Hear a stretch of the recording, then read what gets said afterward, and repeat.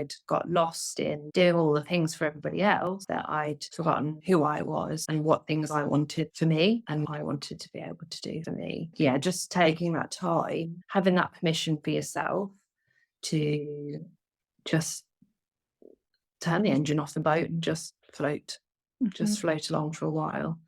And by Like, choice, like by there choice, was that yeah, sense of by you're the choosing. captain, you're on your boat, Yeah, but you're choosing now to float and coast a little bit, not so much yeah, being swayed about by the storms, kind of yeah. just choosing to be. Yeah, choosing to be. And that was something, and I think it came through one of your modules that I'd done, is that actually I was spending a lot of time doing to avoid Mhm, feeling and mhm. to avoid having to deal with those really tricky emotions. I'd just head down and just keep going. And Yeah, taking that time out, actually, at the really beginning of taking that pause was really hard.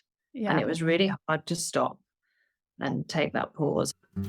You're listening to the Brave OT podcast with me, Carlin Nink. This podcast is all about empowering occupational therapists to step up, level up, blaze some trails, and maybe engage in a little conscious rebellion in service of our profession, our clients, our work, our businesses, and living our mission wholeheartedly. We are all about keeping it real, doing hard things, unhustling, being curious, exploring, growing through our challenges, and finding joy, fulfillment, and vitality as we do. Really, we're OTing ourselves and each other. I hope you love this episode. I love this conversation with my guest, Emma Shears. Emma's someone I met in the UK at the OT retreat in 2022. Emma and I really hit it off, and she then joined my Activate Vitality program a little while later. And Emma's story of transformation is one of the biggest I've seen.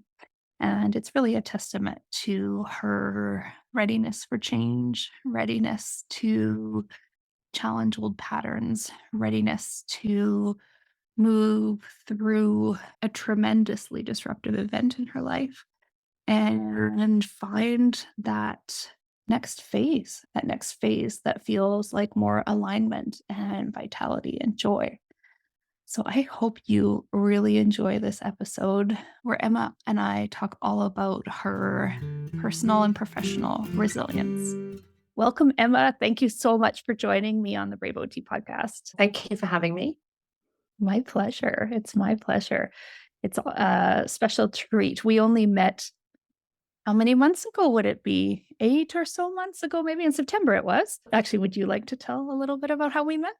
Yeah, so we met at this lovely little event in the UK, because I'm based in the UK, a lovely little event called the OT Retreat, which was set up by a lovely OT over here called Wendy. And it's a real small but lovely event for OTs to take that time that they need to OT themselves. We connected and had Gin around s'mores the campfire.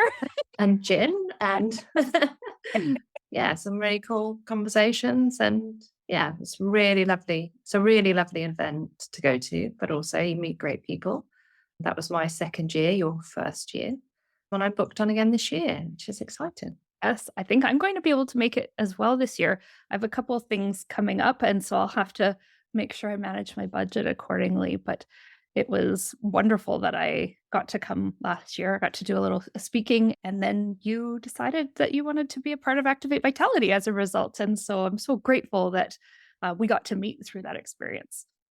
Yeah, me too. Me too. I can't believe it's only September. I can't believe such a short space of time because I feel like so much has changed since September. Mm, care to expand on that? Yeah. So I think I joined your program in October, which, yeah, was a tricky time. Everyone talks about work-life balance. I think I had an imbalance in life work, Mm. and life was getting so big and I was finding it hard to get the work in the direction I wanted it to go to. And I joined your program and learned lots in terms of self-reflection and just taking those steps back and what is it and how do you manage that? How do you manage those things? And yeah, and I just feel like I've come such a long way and my business is very nearly where I want it to get to, which is great. Yeah, you've made some big shifts. Your business prior to that time had been focused, and you still do this work, but you have an independent practice, which we would call a private practice here in North America, in brain injury. And you still do some of that work, but you've been building this other side of your business. And I know it's still taking shape and you're exploring and you're experimenting, but that's the beauty of it, that you've done so by taking action and going out and putting out feelers and connecting with people. And whereas I find a lot of OTs tend to feel like they have to have it figured it all out. What exactly is the plan before I reveal anything to anybody? And that's a little bit backward. So, how's that process of experimenting with what you're going to deliver in an open way been for you? I'd always done it the other way. And this was a whole new thing. Letting go of perfect was like a real tricky thing for me, to not have every I dotted and every T crossed before I put it out there. But the program really gave me the confidence to just give it a go and see what might happen. And actually some really nice, wonderful, lovely, good things have come out of just being curious and just having that little experiment with just going out and meeting people and talking, and I made some flyers up and took them out. Once you wrap your head around that permission to experiment, it takes the pressure off of perfect, because you're actually presenting yourself as curious and open and learning, which isn't perfect. There's absolutely no error. It's more collaborative, meeting people. What do you need? How can I help? And nobody expects you to have it figured all out then. Exactly that. And I think it's more me. I think that's Mm. more authentic as me, is to go out there and what is it that you need? And because that's how I've always worked with clients, is when I meet my clients, I've always explored with them what is it they want, what is it they need from OT, and direct our input that way. But Yeah. every time I was putting together the business, I never put it together that way. I put it together that I had to know absolutely everything first. So it's how I was putting together my business and how I was actually working weren't aligned with each other. Whereas now I feel they are. I feel it's more me, because what I'm putting out there is that I am open to the clients, their own expert in themselves, and I need to hear what they've got to say before I make a plan. And now I'm doing the same with my business, which is great. That exploration of the needs in some of the niches you're interested in is like an assessment. And then Yeah. you'll figure out an offer or a treatment plan collaboratively based on what they've expressed. You know that as a therapist. Yeah, exactly that. Yeah. So bringing that into my work, which is, new but great. And new but not new, because you already know that you've proven that you can do that. Yeah. So new for the business, not new for Yeah. me. And I feel like when those two things align, it just makes you a lot happier in your day, because you're aligning your work with yourself, that authentic me. And I think when you and I originally had our chat, one of the main things I wanted was to find who I was again. And I really think I'm beginning to do that, to You find wanted who to I be am. more Emma. I wanted to be more Emma. Exactly that. Be more Emma. Yeah. What are some of the things that make you more Emma now? Where are those alignments for you these days?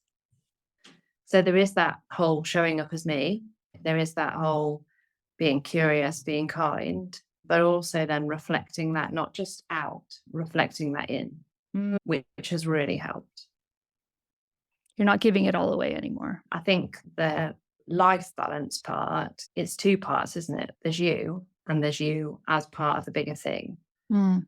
and there's you as part of community. And I think the part that was me was the part that I'd neglected for quite a number of years, whereas now I don't neglect me. I have that balance between me and community, people around me, not saying yes to absolutely everything and doing all the things for all the people, and then making sure that there's time left for me in that. And you're really good at modeling that and encouraging others in the group to identify where they can have a little bit more autonomy or choose a little bit. Like often people have a negative association with the word boundaries, which is unfortunate because it's an important thing. But it just that sense of, oh, wait a minute, you don't have to do that. You could say this. There was something about your email that you have some boundaries set up in your email that are Yeah, so I don't have work emails on my telephone. So I only get emails when I log into my computer. So if I'm away out all day with clients or all day with my grandson, whichever granddaughter, whichever whatever it is I'm doing, I don't feel that need to check emails. So if they're only on my computer, that just means that people won't get a reply until I go back to my computer. And I think it's as long as you set that out at the outset, that's one of your boundaries is that you don't have emails on your phone. So you'll only get a response when you're in the office, as it were, then I think that gives you that space. Yeah. What are some other ways you've created some space and structure for your well-being? So I don't work on a Monday ever, Evan? Very ever. clear. I don't do that.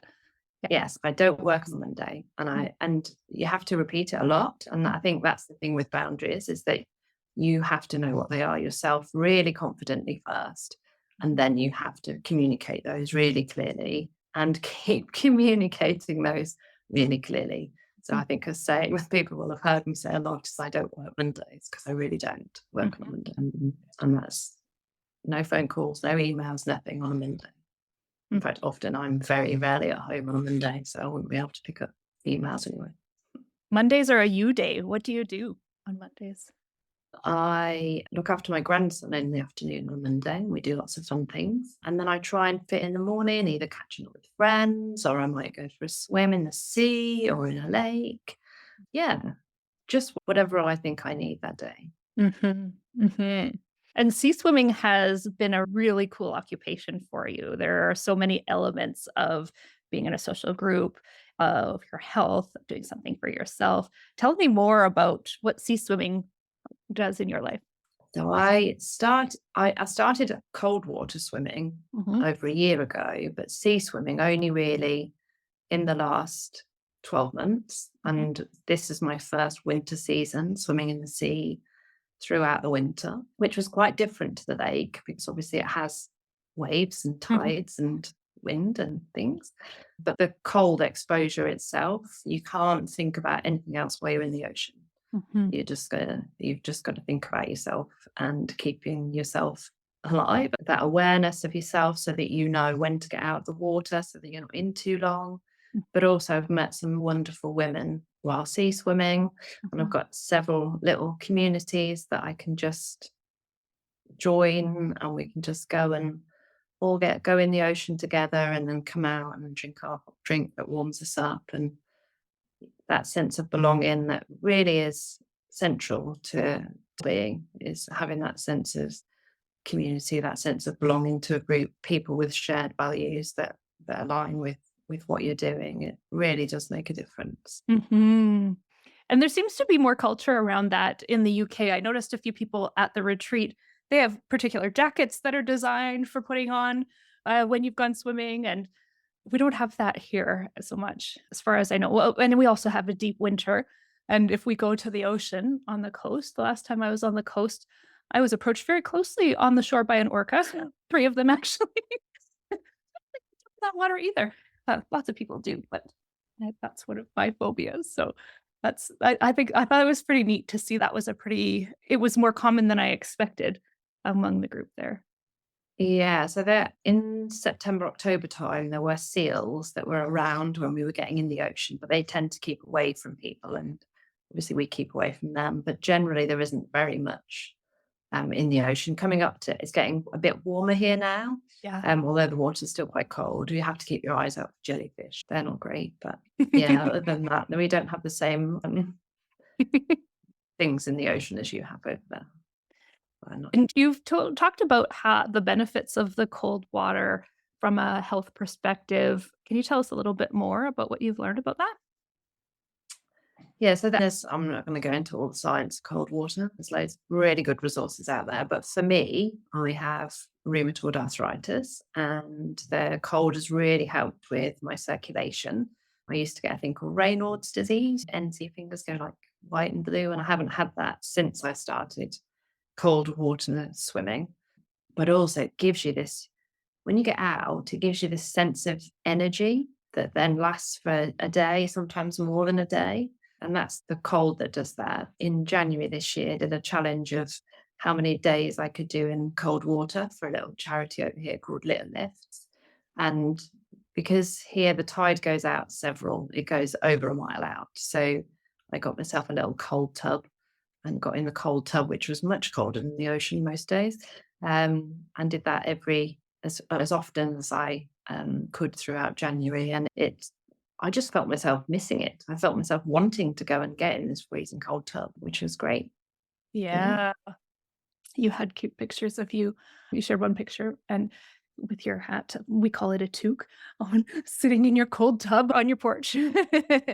Yeah, that mind over matter, that control of your breath, that you learn to get control of your breath when you get in there, which is a great life skill if you are putting yourself into a situation where you're doing one of your curious experiments and things weren't going quite as you wanted. You can call upon those skills that you've learned in the water to survive. So the breath work, the focus, they're really helpful skills. I think it's interesting when we think about distress tolerance as well, right? That you have to be present. And because one could say, like when you said, I can't think about anything else, it's sometimes people do things as a diversion to drown out any thinking. And this is different. This is, you must be present because all of your senses are heightened in this present moment experience. But I think it's really interesting when you think about persistent pain. And I'm curious with your rheumatoid arthritis. So you've talked about the Raynaud's, but I'm curious because I know sometimes when people live with pain, there's the pain and then there's the distress about pain that makes the primary pain, it magnifies that sense of distress, that sort of reaction to the pain. And often in those kind of situations, I know when I've got a chronic low back problem, there have been times in my life where I start to, oh no, I've got this pain. I can't even drive 45 minutes without stopping to walk around. I have to live with this back for 50 more years. How am I going to do this? Is camping over? And then the thoughts just go, and that is distressing. And when I've been able to do Yeah. some work to bring it back to, oh, my back hurts. I should probably stand and walk around and keep it at that. It's more manageable. And being able to practice that distress with cold, I think is an interesting. How do you see that as someone who lives with pain? That's really interesting. I've never really looked at it like that before. But yeah, once you get in that cold water, you can't have that big spiral of thoughts. You've got to be in that moment. Mhm. So that practicing and I work in the area of brain injury and learning a new skill, repetition, and continuing that, and then it can generalize to other situations. Mm. So yeah, Something I really enjoyed about you in Activate Vitality is the way you engage in the community. And I really value the way if somebody says, "Oh, I'd like to do this. Okay, I'm going to bravely do it." You're typically the one on the call to say, "Okay, great. When are you going to do it? And how are you going to remember? And are you going to come back to us and tell us about it?" Can you share a little bit about what that's been like for you as a community member? yeah, and I think if we take it all the way back to before I joined the program, almost when I first met you in September, and you spoke a bit about the program Mhm. and that you coach OTs. I've had coaching as an OT before when I first set up my business, and for me, coaching was one to one. That was how I saw it. Coaching is one to one, and then you have this community, and I thought, "Oh, I don't know how that's going to work. I'm quite a shy person. That's going to be a bit like, oh, I don't know if that's for me." Yeah. And then you shared a video about highly sensitive people. And I watched that video and I thought, oh, actually, you get that. You didn't do the video. It was a No. link to a YouTube video. Yeah, a TED I Talk on. watched that Yeah, yeah. TED Talk. That was it. Yeah. And that I was like, oh, Carlene gets me. This really fits. So that led to me having the chat with you and then looking at how the community part would work. And you said something along the lines of most people think it's the one-to-one, but actually it's the community. And if you engage fully in the community, then that's that's the whole idea of a program. And I thought, oh, okay, well, we'll give it a go.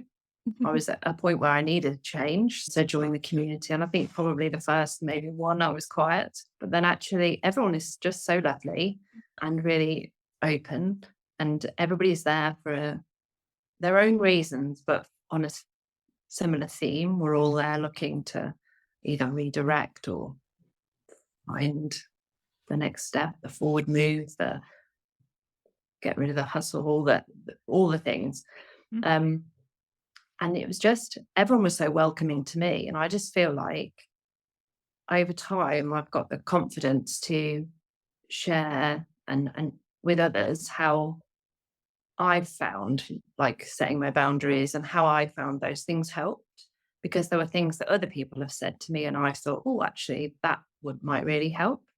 And things like, so a big thing that really helped me was this whole perfection thing, and not spending 10 hours writing a report that I might get paid 2 hours to write, Mhm. or even 20 hours, spending such a long time. And for somebody within the group to say to me, have you tried just doing it in a smaller, and just setting yourself a timer and doing it in a smaller amount of time? And it was just a real obvious thing that I hadn't ever tried.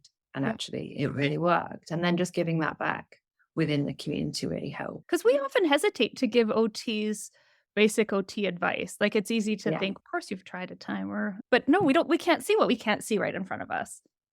exactly. Yeah, we really can't. And it is really good to have that, people just sharing what they find really helpful in their work lives and non-work lives, bringing in that balance. You let me give you an extra nudge one day. I was hesitant. I was really hesitant, but what gave me the courage to make the offer or suggestion or invitation was that I had seen you do it with other people, getting them to be clearer on when they were going to take action. And so there was something you had wanted to send a message out to your swim group actually, and in just to say, "Hey, I'm putting on this little event. Would you like to come?" And that was something that you had been really struggling to take that step because it was pretty official putting this thing out there. And so in the Yeah. call, you're like, "Okay, yep, no, I'm gonna do this. Be really brave. Awesome. When are you gonna do it?" And you said, "Oh, maybe." And I said, "Okay." And I said, "You can say no. Please feel free to say no. But what do you think? Like, how long would it take you to write this message?" "Oh, a minute." "Okay, do you know what you would say?" "Yeah, yeah." "Think you could send it right now?" And you can say no. And you went, what was that moment like for you? Yeah, thanks for that. That in that very second, it was like, ah, it was like panic. Yeah. But in the spirit of the community and having that curiosity and that open to try things and to try something different. Mhm. Yeah, I feel like the community gave me the, not just the confidence, the courage to just do it and just go Mhm. for it. And Mhm. then, almost like, what's the worst that can happen? Everyone might say no, and then I just won't run the thing. Yeah. And instead, I think you got some positive Oh, responses pretty quickly. I did, yeah. Yeah, and it was a really lovely little event that I did, and it was like, so I suppose about a bit of background, Yeah. I really wanted to run a craft group that focused on well-being as well as crafting, and I always wanted to run a craft group. I just think it was just like my heart's desire was to run one, Yep. and I think that's why I was hesitant, because it just meant so much to me at the time. But yeah, I ran the group, loved it, really enjoyed running the group. I'd had like my minimum viable number of people, and I actually had more than that come, which was really lovely. And it was a Mhm. really nice group. Mhm. And And it was a hopefully little do bit more in the market future. research at the same time, like researching a new niche, listening to what people Yeah. were interested in and exploring. This was not your brain injury clients. These are people who are maybe easing into retirement, looking for meaningful occupation, looking to connect, build Yeah. community. Yeah, exactly that. And just hearing and building community around me, and Ooh, just, yeah, I'd not long moved and just beginning to build that community around me. I had already done it with the swimming groups, but that was, I joined somebody else's group, and this was helping me build that community, but also to get to know, what is it that people around where I live now, what is it that people want and need, which is often different than what we think it is. this is the key. This is why we don't build it first and try to perfect it first, because then we're so committed to something that isn't doesn't turn out to be what they've needed. Yeah, exactly that. What's Yeah. next in this direction for you? So what's next? So I went to a community afternoon last week with my flyers Mhm. and put myself out there and introduced myself to a number of people in the local area. Which just comes Um, so naturally to you. You just go and you talk to all the people, right? No? No. no, definitely does not come naturally to me, being a shy, highly sensitive person. It does not, but embraced it, took my flyers with my very minimal offer on it, and gave them out. I still have some more, and I'm going to go. There's a wellbeing event coming up at the end of this month, and I'm going to pop along to that because it looks like it would be a good place to look at doing a bit more market research. And Yeah, you made a and few then contacts who really just sounded like you were the thing they were looking for. They yeah, didn't know you were available, and really all you had to do is say, "Hey, I can do these things," and some people went, "Oh, perfect, good. Can we be in touch because I have a lot of yeah, need for this with yeah, this lady." exactly that. Yeah. Yeah, there was one lady there that said she'd seen my little post that I'd put on our little local app, Yeah. that I was going, and I was the only person she wanted to connect with that day. So that was just really lovely because that wasn't it's not what you expect. No, especially Um, because you didn't get any positive response to that message, which was really no, discouraging. it was, yeah. And then actually she had seen it, just not replied, but did want to connect, which was great. So good. I'm so excited. I really felt like that was a big there's a few turning points I've seen along the way with your journey, and one of the ones was that sort of embracing the perfectly adequate. That was the term that's become part of our culture. That why don't I do Yeah, a perfectly adequate job of preparing or a perfectly adequate job of doing this report? I could write a 2-hour report. I could write a 10-hour report. Does anybody need a 10-hour report? No. A 2-hour report is perfectly adequate. It meets the needs of the reader. yeah, In fact, perhaps a 10-hour report doesn't get read. And preparing too. You used to spend a lot of time preparing for sessions with everything. clients. And Yeah, now preparing for everything. yeah. And I think it's similar to doing too much work in advance on your business. We end up being less flexible to what people need if we've come in with an agenda because it's I've prepared all of this, so we should do this, but you need this. And we're less nimble on our feet, I think, if we've over prepared. So that was a big Yeah, one. Another big one was that moment where you sent out the message on the call. It was a really exciting moment.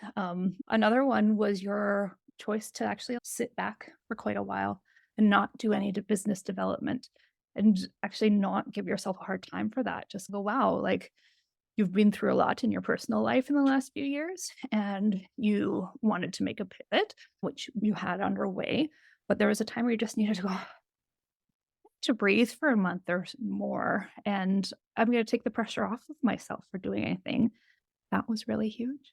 And I'd love yeah, to ask you a little more about that. And then this one here where you went to this event and it was just a sense of, oh, okay, there's a need for what I have. I need to continue to put myself out there. Do you care to share a little bit more about that pause and anything about that part of the journey that led you to want to work and live differently? yeah. So as you alluded to, I had a tough few years in the run up to meeting you. My sister was very sick, and I've spent many years, 2 years, looking after her. And then, unfortunately, and really sadly, devastatingly, last year, she passed away before I met you. And it was a lot. And as a result of that, I've taken on responsibility of making sure my two nephews are okay and that their lives are going the way they want. And I'd spent a lot of time looking after everybody else and doing everything, doing all the things, anything that needed done. I did all the things for everybody. And although I chose to do it, it took a lot of my time. And if I went back, I'd still probably do all the things and do everything exactly as I've done it. Yeah. But being able to take the pause was really big for me because I had literally not really stopped for about 3 years. I'd literally just kept on running on that treadmill, just kept on running and doing all the things, all of the people everywhere, while still working where I could. And I should add, my sister was a 10-hour round trip away from me. And then her treatment was a 5-hour round treatment once I got to her house. So there was a lot of travel too. Yeah. And a lot of travel is also a lot of thinking time, which then all the thoughts, yeah, of everything just are there all the time. And then I joined your program in the September, and I was in a very much misbalance of all so much had gone in life. Everything was a lot. And I was having to deal with all of the aftermath of her passing away, sorting out the boys, sorting out the house, and all the emotions that go with all those things. And they are really hard. And although I've always had a really strong boundary that I don't work on a Monday, that still was the case. I wasn't working on a Monday, but I was still doing everything for everybody else on a Monday. Yeah, and I feel like I think when we first met, we had on the clarity call, you used analogy about a boat and about being on a boat in a storm. And I feel like I was on my boat, but I wasn't sailing my boat. I was stretching out and sailing everybody else's boats, and mine was just bobbing along. In fact, it probably even wasn't moving. It was just bobbing around on the ocean, not really doing anything. And joining your program, I wanted to get back on my boat, and I wanted to be the captain, and I wanted to take that time. I wanted to get through what I had to get through because things needed done. But then I wanted to spend that time to find out who I was again. And I think we spoke a little bit about that already, about being more Emma. And although we said it really jovially, seriously, I'd got lost in doing all the things for everybody else, that I'd forgotten who I was and what things I wanted for me and what I wanted to be able to do for me. Yeah, just taking that time, having that permission for yourself to just turn the engine off the boat and just float along for a while. And by choice, like By there is that sense of you're the captain, you're on your boat, but you're choosing now to float and coast a little bit, not so much being swayed about by the storms, kind of just choosing to be. Choosing to be. And that was something, and I think it came through one of your modules that I'd done, is that actually I was spending a lot of time doing to avoid feeling and to avoid having to deal with those really tricky emotions. I'd just head down and just keep going. And taking that time out, actually at the really beginning of taking that pause, was really hard. And it was really hard to stop and take that pause. I mean, it sounds, when you reflect, it sounds like a real luxury to take that pause and be selfish. And towards the end of that self-compassion, I agree, it was a real luxury. But at the beginning, it was really tricky. It was really hard. Yeah, you had to be present with those things you had been keeping yourself too busy to experience. And actually, your experience of that prompted us to add another element into the program. So Jessica now has these nourishing your nervous system sessions once a month, but there's an accumulating bank of practices in there so that people can then have that place where these are grounding experiences to help you be able to persist. So not to add in a different distraction or soothing mechanism, but rather to bring you into that state where you are still experiencing those thoughts and feelings, but better able to ride them, better able to be with them. Yeah, and they're lovely sessions. They're really nice, and I found them really beneficial to help me take that time out. And I love that you expressed how that was that experience was, because I think that my experience has been that part of the program is where a lot of people will stall out. Either they don't want to do that part because what the heck, slowing down does not make sense. I need to be busier. Or that just facing what is uncomfortable is a whole heck of a lot of not fun. So I'm glad you shared that. Yeah, but I think you talk about unhustling, and I just don't think that's just work. I think because we hustle in our lives, and we don't always reflect that. We always think that the hustle, when we talk about unhustling, it's all to do with work, but actually a lot of it's to do with our lives too. We've all got very busy lives, and the pandemic made us all stop and change how we were doing things. For me, all the tricky things happened as in the same moment of the pandemic, and I didn't experience the pandemic, I don't think, the same way everybody else did, because everything was just so much anyway. It was so big anyway. But I think that being able to unhustle from life is key, but also being able to take that pause and reflect. It gave me clarity. It gave me that space to say, okay, I want to be more Emma. Who is Emma? And that pause gave me that opportunity to think about, who do I want to show up as? Who am I? Mhm. And how do I want to show up? I'm thinking about how a lot of people I'm thinking about 2 things. One is post-traumatic growth, where a major disruption in our lives that created a lot of emotion can really pro catapult us into, "Okay, I'm taking life and my values seriously. What is the rest of my life all about?" And I also see that, and I've learned a lot about that a lot of women in this sort of middle season of our lives do the same, that we're biologically oriented to a similar pivot in our focus to, okay, what's most important in life here? Because giving it all away isn't something I'm willing to do anymore. Yeah.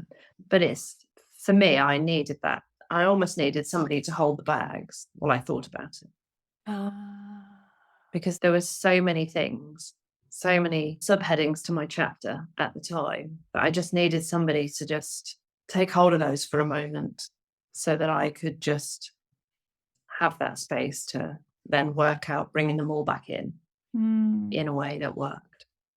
And choosing which ones, and actually that's a subheading I'm not going to bring that one into the next chapter. That's going to stay over there. It's an That's earlier not gonna, volume. Yes. Yeah. yeah. And metaphorically holding the bags, what was that practically? Somebody holding your bags. I think it was permission that Mm. it's okay to put all those things on hold, permission to let go, permission to rest, permission to treat me the way I treat other people, as in that compassion towards yourself, that being able to say to other people, actually, I'm not going to do that thing right now. I'm going to say, not, I'm not necessarily going to say no, I'm going to say not yet. Mhm. I need this time and space to just be. And it was interesting because it wasn't a moment in time where you decided to put down the bags or hand over the bags. Mhm. It came on in a gradual way where you unhustled. You lost some steam, but didn't criticize yourself for it. You honored that need to rest. And you continued to rest and you continued to show up, to continue to come to group calls. And once in a while it would creep in like, I haven't done anything with this. It wasn't a big theme until you were ready to get back into it. Those crept in even more. Okay, this has been on the back burner for a while. Like, I'm getting a little comfortable in not doing. Let's go. Yeah. But there was an ability to honor your need as that need to rest became apparent rather than a point in time where you're like, I'm taking 2 months off. That wasn't it. I don't know. No, definitely not. No, it just evolved that Yeah. way. And I think the group calls, they really help that growth. They really help in that evolution. The group really helps with that because you hear what other people, and we're all at different points. And you hear people that haven't got there yet, and you can see that. And you hear from people that have moved past that pivot point and see some wonderful things happening. And you can show up as you without judgment at wherever you are, at Mhm. whatever point you are, and everybody's valued and everybody's got something to. And I just think that really allows for that enlightenment to be able to see that it's okay to take that rest. But it's not something that you can just switch on. I don't think. I don't think I could have done it. I think it's really interesting when you think about the us as social creatures and then being part of a community, you acclimatize to social norms. And the social norm within that group is unhustling, self-compassion, taking brave action, honoring what your needs are in the moment, all of those types of things. And so it's an interesting thing where it almost reduces the effort because we are naturally inclined to attune to a community where we share values and just go, okay, yeah, we rest when we need rest here. And we celebrate when somebody needs a nap. Yeah, And and takes it, it. and Not if just needs some it, takes it. not just needs it, takes it, exactly that. And I do think we do all support and share And there's some times when we're very vulnerable within group, and the group allows that. The group supports that vulnerability, and that's really important. Yes. And that, yeah, there has to be safety within a group for people to do that. Sometimes people will apologize for taking up so much space and everybody goes, "Oh no, I've been there. Today's your turn." Yeah, Yeah. yeah, Mm. exactly that. I have 4 questions I ask everybody. Are you ready for them? Yeah. What does being brave mean to you? So I have been thinking about this question because have listened to all your podcasts. So Thank you. I knew you were going to ask this question. And I think for me, I think it means being able to take that step away from the hustle, to be able to take that time to reflect on the journey you've been on with compassion. And by that, I mean, don't just shut out what's happened, but look back at that journey, look back at those mountains and say, I did it. I did that. It was a lot, but I did it. And then turning around and seeing the next mountain and thinking, do you know what? I can do that mountain. I did all those. I can do that mountain, and I'm going to do it one step at a time. That's what I think brave means to me. And you are likely to still have fear looking at that other mountain. Yeah. But there's that confidence that comes in the experience, resilience that you've developed. Yeah. I love that. What is something really brave you've done recently? This podcast. You messaged me, what was it, a week or two ago, saying, Carlin, I don't know. What do I have to contribute? I'm not so sure about this. Yeah. Yeah. Putting myself out there in this way is a totally new thing for me. But I think it's good to be brave. Do you feel that now that we're on toward the end of it, do you feel that this has been meaningful for you in some way? Yeah, I think I've really been enjoying reflecting, and I think it adds another layer to that reflection to be able to talk through face to face, one on one. Yeah, it's an interesting thing because on our group calls, we tend to talk about the segments of our journey. When there's a new person comes, everybody has an opportunity to tell a little bit about their journey by way of an introduction. But here's been a longer way to process that together and put it together as one story. Yeah, and seeing it from we've not known each other a year, and that's a lot that's happened. Yeah. It's interesting too, I think about, there are OTs who provide business coaching. A lot of OTs provide business coaching, and there's a tangible return on investment. If you do these steps, you're going to make money in your business. And that's not the goal of Activate Vitality. Certainly that happens for a lot of people if that's where you're headed. For other people, we work toward paring down and editing their business to fit their life better. That ultimately it's about how does it fit for you, and not just business, like life. How are you doing things that are meaningful? Are you doing it's a whole picture, because I can't see people any other way. But it's an interesting thing in that it's hard to sell to OTs who tend to want to upskill, up level, perfect their technical skills, and hesitate to invest in something it's more of a personal development, really. There's professional development, certainly, but with a personal focus. Yeah, I think that professional development includes that personal development. I think for me to show up as the best therapist I can be, I needed to have done this work that I've done over the last 6-7 months. Wow. Thank you for saying that. I really appreciate hearing that, because sometimes I doubt myself too. Like I go through months of, where it's sort of people aren't interested, and it starts to feel like, maybe nobody wants this. And then I show up in the group and go, wow, beautiful things are happening here. Like I would do this all day, every day for free kind of thing. But then there's that sense of, how do I communicate that out there to other people? I never attend the group calls. It's very rarely a week goes by that I don't attend one, if not both.